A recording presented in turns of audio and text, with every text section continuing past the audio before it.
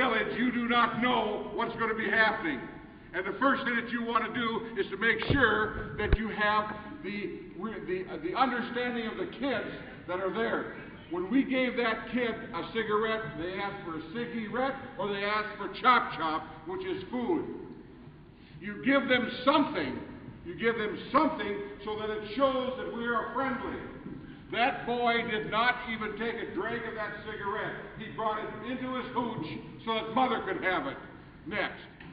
Just two girls that you see, loving kids, they're normal kids, just like what we have here. But they happen to be in a war-torn country, as you can see. Next slide. Molly Fisher take the cannon swab from the hands of her dead husband and help carry on the fight for freedom. I felt the biting cold at Valley Forge and gave warmth and comfort to General Washington and his tired and hungry Continental Army. I rode with Ethan Allen and the Green Mountain Boys. I saw the signal that started the midnight ride of Fall Revere. I was flown above the decks of old Ironsides and from the masts of the Yankee and China clippers. I blazed the trail with Daniel Boone and Davy Crockett. I led the settlers coming west and crossed Death Valley and Covered Lake.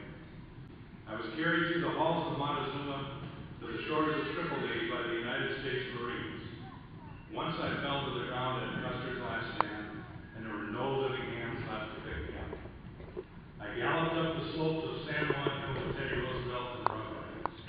For me, growing up in the 1950s and 1960s, World War I and Armistice Day had a special place in my memory.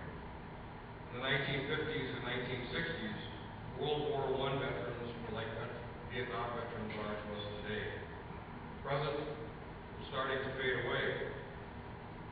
For most people today, if they are given any thought at all, the doughboys of World War I are too often just faces and old black and white photographs. But I knew many